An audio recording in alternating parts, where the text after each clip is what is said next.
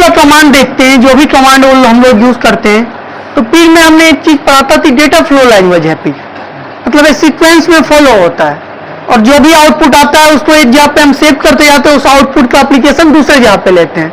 मतलब data flow language कहने का मतलब पहले ये प्रोसेस होगा, तब बी होगा, तब सी होगा, तब डी होगा, देन आपका आउटपुट आएगा। आप यहां से यहां पे स्किप नहीं कर सकते हैं। क्लियर हुआ? मतलब इस सीक्वेंस में फॉलो होता है, इसलिए इसको पिग को डेटा फ्लो लैंग्वेज भी बोलते हैं। अब सबसे पहला कमांड है पिग का हमारा लोड। तो पिग में जो है सबसे पहले तो पिग का यूज करते हैं हम ट्रांसफॉर्म के लिए, ट्रांसफॉर्मेशन, डेटा को एनालाइज करते हैं। तो डेटा को तो पहले लाएंगे तब तो एनालाइज करेंगे ना। तो लोडिंग में क्या होता है, जो डेटा ऑलरेडी हमारा एसडीएफएस पे होता है या लोकल पे होता है, अगर लोकल पे होता है तो उस डेटा को हमको एसडीएफएस पे लाना होता है, तो उसका कमांड क्या होता है आपका, Hadoop fs copy from local पे उस फाइल का जो भी नेम है, सपोज यहां पे उस फाइल का नाम abc.txt है, ठीक है। इसको एसडीएफएस पे आपको लाना होता है, तो एसडीएफएस पे ये लोकल का पाथ हमने दिया, लोकल पर जो भी पाथ है एसडीएफएस पे मान लो टैम्प के अंदर आपको लाना है, इसके अंदर abc.txt के अंदर ये डिटेल को लाना है।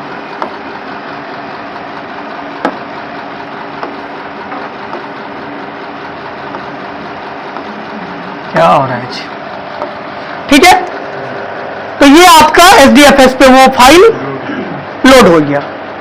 एक तो ये तरीका था। दूसरा हमने स्कूप में भी एप्लीकेशन देखा था कि स्कूप में क्या करते थे, कोई भी डेटाबेस माइस्क्ल पे है उसको भी हम एसडीएफएस पे लाते थे। तो यहाँ पे कोई फाइल पे या कोई डेटाबेस पे सारे को हम ट्रांसफॉर्म कर सकते हैं पिग के थ्रू। और लार्ज डेटा सेट होगा तो ये तो फाइल में नहीं होगा, या तो हो सकता है ये आपका Hadoop जो है इसमें स्ट्रक्चर डेटा भी प्रोसेस होता है, सेमी स्ट्रक्चर भी और अनस्ट्रक्चर भी।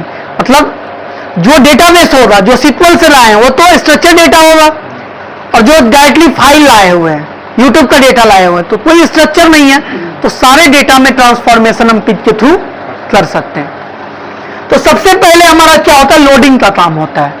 तो लोडिंग में क्या करते हैं, सबसे पहला स्टेप पिग का होता है लोड कमांड। लोड में क्या करते हैं, हम डेटा को लोड करते हैं एसडीएफएस पे।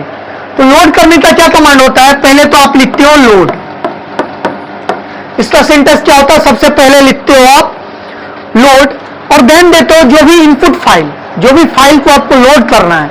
मान लो ये फाइल आपका एचडीएफएस पे मौजूद है, तो आप यहां पे लिखते हो एसडीएफएस कोलोन टैम्प के अंदर ये फाइल है, टैम्प के अंदर लाए है ना, तो यहां पे देते हैं टैम्प abc.txt, ठीक है। उसके बाद यहां पे आप क्या देते हो, यहां पे देते हो एक चीज आप, अगर ये फाइल कोमा से सेपरेट है, अगर डेटाबेस से स्ट्रक्चर फाइल है कोमा से सेपरेट है, तो यहां पे आप देते हो, इसके जस्ट बाद आप लिखते हो पिग स्टोरेज कोमा। डेटाबेस जो आता है, जो फाइल यहां पे अपलोड करते हैं कोमा से होता था, अगर आपका कोमा से सेपरेट नहीं है, बस कोमा नहीं है, दो वर्ड के बीच में कोमा नहीं है, सीधा स्पेस है, तो सीधा यहां पे आप देते हो एज स्कीमा।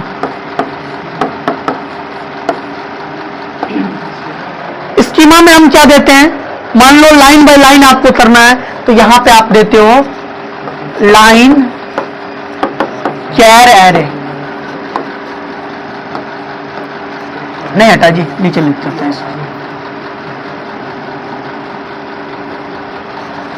अभी इतना समझ में देखो, इसको बारी बारी से समझो। ये हमने क्या लिखा है, लोड किए हैं, यहां पे इनपुट फाइल का, जो फाइल को हमको इनपुट करना है उस फाइल का नेम दिए।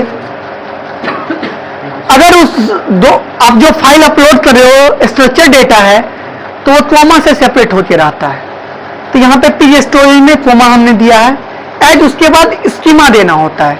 स्कीमा कहने का मतलब किस अनुसार वो फाइल है, उसमें कौन कौन सा डेटा टाइप अवेलेबल है, वो स्कीमा में हमको डालना होता है।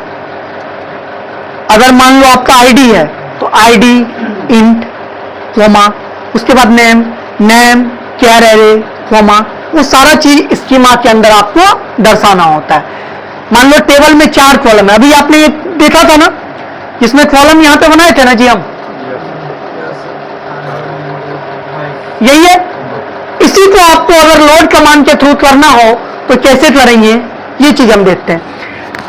इसका आउटपुट किसी भी वेरिएबल में सेव करते हैं तो हम यहां पे ए दे दिए, ठीक है।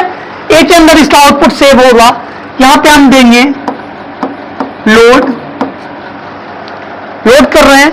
फाइल हम ऑलरेडी एसडीएफएस पे ले आए थे तो यहां पे देंगे एसडीएफएस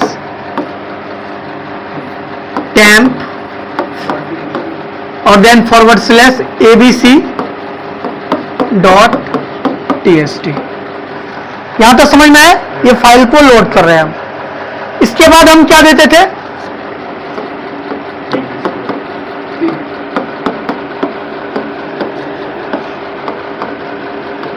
पिग स्टोरेज, ठीक है। इसके बाद एज करके हम क्या देते थे, स्कीमा। स्कीमा में हम क्या देंगे, सबसे पहला आपका क्या था, आईडी, आईडी इंट, क्लियर हुआ। दूसरा क्या था, नेम,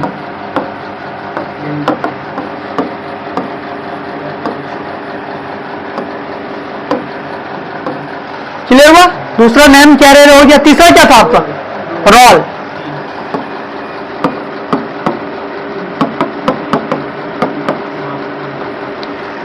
और चौथा क्या था आपका,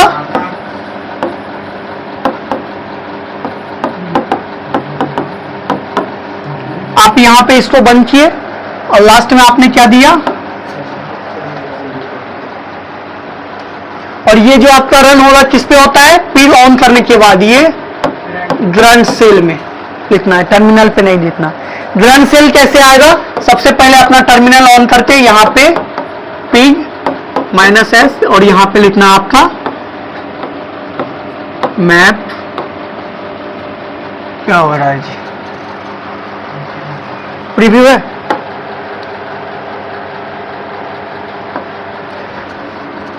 सबसे ऊपर आपका कमांड क्या था, टर्मिनल अपना क्लाउड डाटा ऑन करोगे, यहाँ पे या तो नॉर्मली पिग लिखोगे तो रन सेल आ जाएगा, मैप रिड्यूस मोड में ऑन आ जाएगा, या इसके बदले में आप लिखोगे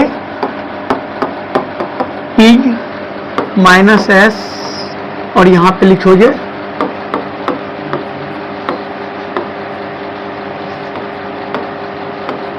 अरे क्या हो रहा है जी,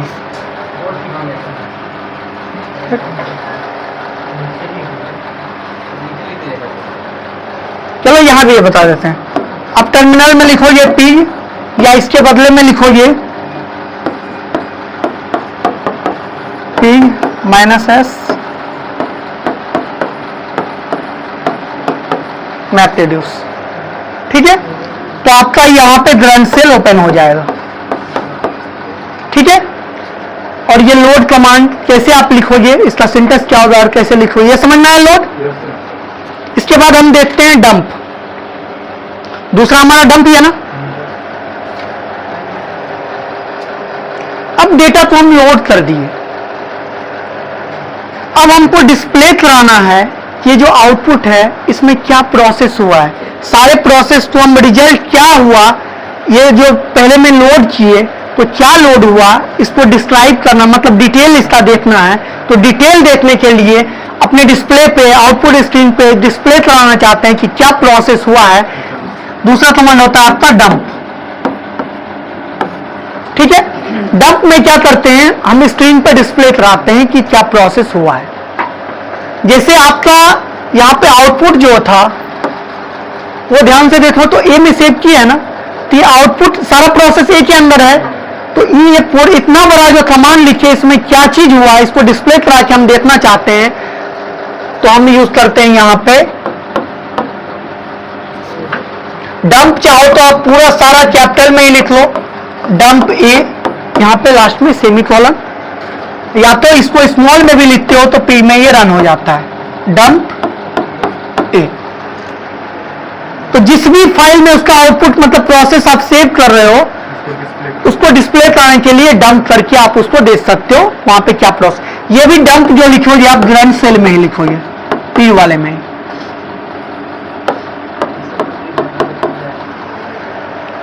हम मैप रिड्यूस का वर्ड काउंट का प्रोग्राम किए थे तो याद होगा, ABCD में प्रोसेस किए थे, लास्ट में डंप करके आउटपुट देख रहे थे, तो डिस्प्ले करके दिखाया था वर्ड काउंट जो हुआ था। ये डंप समझ में आया? इसके बाद हमारा क्या था प्लान? स्टोर था, स्टोर था। इसके बाद हम आते हैं स्टोर पे।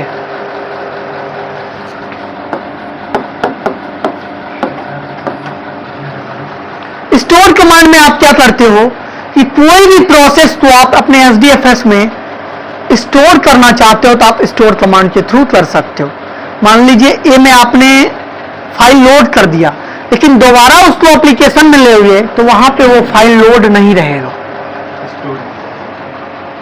मतलब जब तक, जैसे जस्ट लाइक आप कोई भी प्रोग्राम करते हो जावा में, C++ में, सी में या पाइथन में, वेरिएबल में वो वैल्यू तभी तक रहता है जब तक वो प्रोग्राम एग्जीक्यूट नहीं होता है। जैसे ही प्रोग्राम आपका सक्सेसफुली रन हो गया, क्या उस वेरिएबल का बाद में हम एप्लीकेशन ले सकते हैं क्या?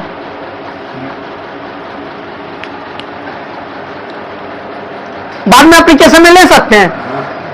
अगर वो फाइल में वो वैल्यू है तो फाइल को बार बार एप्लीकेशन में ले सकते हैं, वेरिएबल को तो नहीं ले सकते। तो मान लो कोई भी प्रोसेस, एक ही प्रोसेस को आप चाहते हो स्टोर करना, तो आप कमांड क्या लिखते हो? स्टोर ए इंटू कोई भी फाइल का लोकेशन का नेम दे देते हो। सपोज यहां पे आपने दे दिया टेम्प के अंदर bca.txt के अंदर ये सेव हो जाए, तो आपका एक टेस्ट फाइल बन के उसके अंदर पे ये प्रोसेस सेव हो जाएगा। बाद में भी इसका एप्लीकेशन लेना चाहते हो या कोई भी डंप किए हो डिस्प्ले आउटपुट्स को सेव करना चाहते हो, भी इसका प्रोसेस सेव करना चाहते हो, तो आप स्टोर कमांड के थ्रू उसको स्टोर कर सकते हो। क्लियर हुआ? इसके बाद कौन सा कमांड था जी? लिमिट। लिमिट नाम से ही स्पष्ट है कि हम कुछ लिमिटेड डिटेल को ही डिस्प्ले करना चाहते हैं। लिमिट, जैसे आपने SQL में लिमिट यूज करते थे तो क्या होता था? कुछ लिमिटेड डिटेल ही आपका, तो कुछ फ्यू रिकॉर्ड को ही हम शो कराना चाहते हैं। ठीक है, तो जैसे वेरिएबल का नाम ये दे देते हैं हम फ्यू रिकॉर्ड, RECO। जैसे ए भी दे रहे थे वहां पे दे दिया हमने फ्यू रिकॉर्ड्स। यहां पे लिमिट 5, तो लिमिट 5 देने के बाद आपका क्या होगा? 5 रिकॉर्ड उसका आपका शो होगा। अब लिमिट किस पे 5 ला रहे हैं? तो जो आउटपुट हमारा सेव हुआ था, जो फाइल हमने सेव किया था, स्टोर किया था, वो ए के अंदर हम सेव कर रहे थे जी। तो ए, लिमिट ए और देन 5 लास्ट में सेमी कॉलम। तो ये जो आउटपुट फ्यू रिकॉर्ड के अंदर सेव होगा और 5 ही डिटेल आपका आएगा। लेकिन ये डिटेल आएगा, ग्रैंड सेल में आप इतना लिखोगे तो ये डिटेल यहां पे 5 रिकॉर्ड आ गया फ्यू रिकॉर्ड के अंदर। लेकिन ये आपको देखना हो कौन 5 रिकॉर्ड आया, ज्यादा रिकॉर्ड आया, तो यहां पे आपको वापस से करना होगा डंप।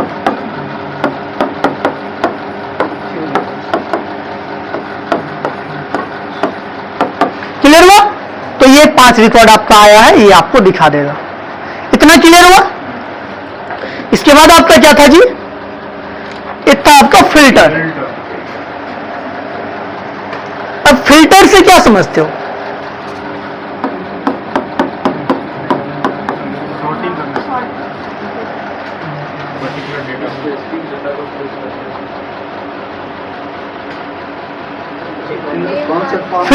फिल्टर सिमिलर होता है वेयर क्लाउज के जैसा। जैसे वेयर के थ्रू हम कंडीशन लगाते हैं, तो फिल्टर के थ्रू भी हम क्या करते हैं? कंडीशन लगाते हैं कि कौन से फॉर्म में देखना है। एलियाज एंड कंडीशन दोनों हम लगाते हैं, मतलब किस फॉर्म में हमको डेटा चाहिए, किस कैसे हम इसको फिल्टर करना चाहते हैं। फिल्टर का सिंटेक्स क्या होता है ये देख लो। आप लिखते हो फिल्टर, देन यहां पे देते हो एलियास। एलियास क्या होता है पता है? Yes sir. क्या होता है बताओ? जैसे हम रोल नेम दिए तो वहाँ पे आर देकर के अपना शॉर्ट नेम रख सकते हैं। ठीक है। और इसके बाद हम यहां देते हैं बाय, और इसके बाद यहां पे देते हैं कंडीशन। क्लियर हुआ? मतलब ये जस्ट लाइक आपका वेयर के जैसा ही होता है, और इसमें हम क्या करते हैं? कंडीशन लगाते हैं स्पेसिफिक रिकॉर्ड। स्पेसिफिक रिकॉर्ड में कंडीशन लगाते हैं।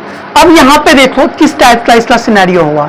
हमने ए में abc.txt नाम का रिकॉर्ड लाया है, और फ्यू रिकॉर्ड के अंदर 4 रिकॉर्ड को हम लेके आए हैं। हम एलियाज यहां पे कहां पे लगा सकते हैं? फ्यू रिकॉर्ड में भी लगा सकते हैं और ए में भी लगा सकते हैं। ए के अंदर कंप्लीट डिटेल है हमारा, तो यहां पे आप लिखोगे फिल्टर। ए के अंदर हमारा प्रोसेस था ए बाय,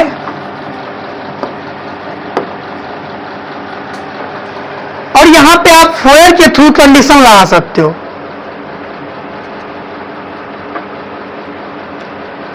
ठीक है ना जी? स्टोर लिमिट फिल्टर, शुरू में आईडी दिए थे, आईडी में लगा सकते हैं। 1 मिनट, फिल्टर यहां पे फिल्टर किया। फिल्टर से क्या होता है? फिल्टर डिटेल आएगा आपका। ए के अंदर हमारा डेटा आया, या फ्यू रिकॉर्ड में लाते तो 4 रिकॉर्ड वहां पे अवेलेबल था, और यहां पे बाय के बाद कंडीशन जो देंगे, या तो कंडीशन हम आईडी में लगाएंगे या तो रोल नंबर में लगाएंगे। तो यहां पे सपोज यहां पे देते हैं ID greater than equal to 100, और यहां पे दे देते हैं हम सेमीकोलन। तो एक रिकॉर्ड है 100 से बड़ा, जो जितना भी आईडी है सारा का डिटेल ये आपको शो कर देगा। और इसको भी आपको मतलब फिल्टर कमांड है, तो यहां पे आपका फिल्टर रिकॉर्ड